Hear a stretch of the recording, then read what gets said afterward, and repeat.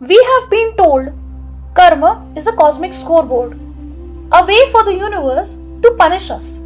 But the truth is far more haunting. Karma was never about punishment. It's about who you are becoming. Not just what happens to you, but what your actions and choices are slowly turning you into. Because karma may not be deciding whether you suffer, it may be shaping who you become.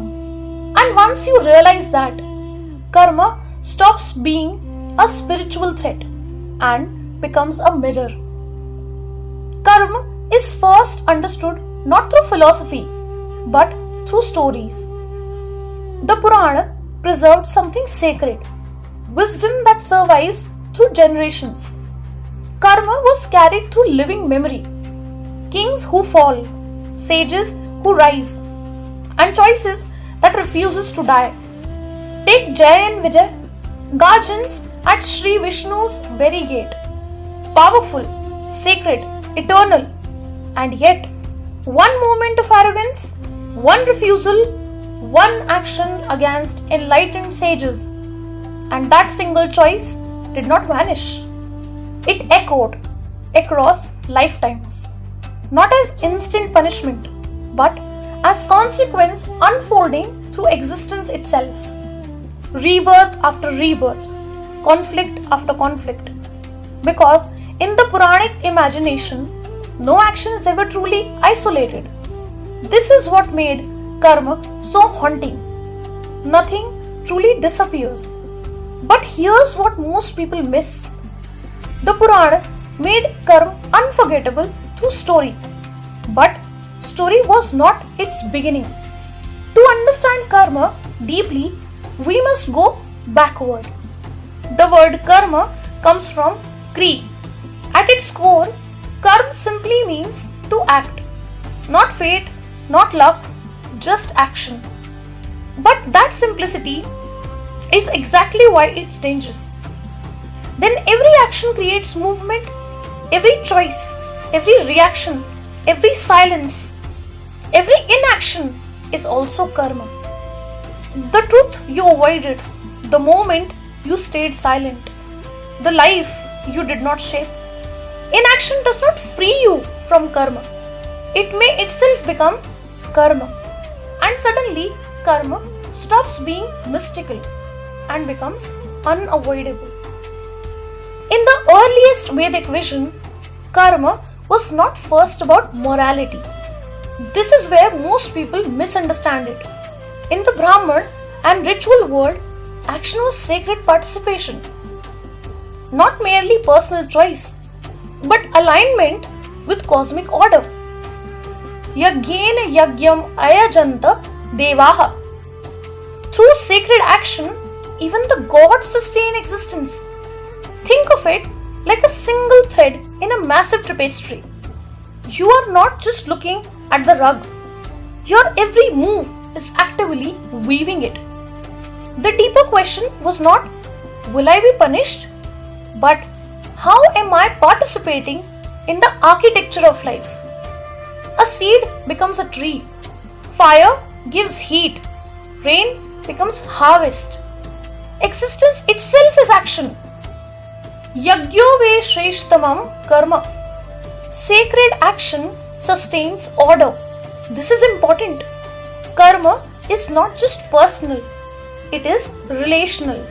You are acting inside a larger web. So karma is not punishment. But then, Indian thought became even more unsettling, because if action shapes the world, what is it shaping within you? This is where the Upanishads become terrifyingly profound. Yatha karam kurute tatha bhavati. As one acts, so one becomes. Read that carefully. Not as one acts, so one is punished. So one becomes.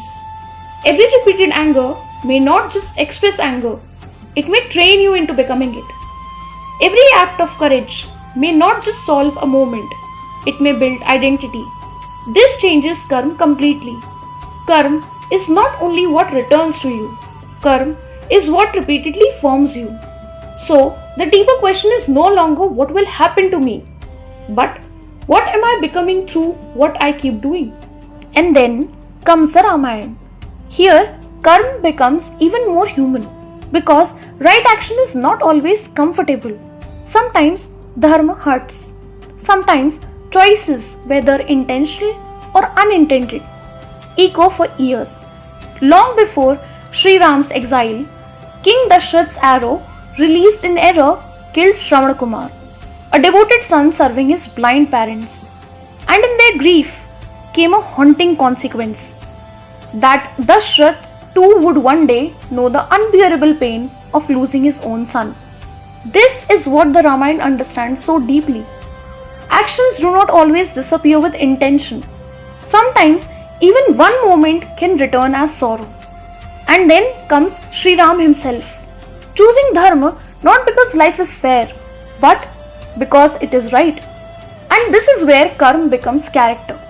Not what do I gain, but who am I if I choose this? In this world, karma is not transaction. Karma is integrity under pressure. But human beings complicate action because we do not simply act, we fear outcomes. What if I fail? What if I lose? What if doing right costs me? And this was Arjun's crisis. Not war, hesitation. The paralysis of consequence. And Sri Krishna's answer changed karma forever. Karmanya vadika raste ma phaleshu kadachana. You control action, not outcome. For anxious minds, this is revolutionary. Your responsibility is right action, not total control, because attachment to results can destroy action itself. So Karma Yoga was never do whatever. It was act consciously, act rightly, act fully. But do not become enslaved to what follows.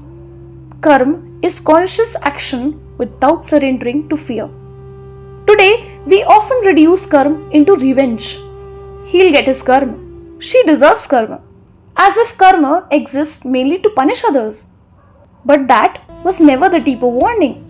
We turned karma into gossip with spiritual language. Ancient thought asked something far more dangerous.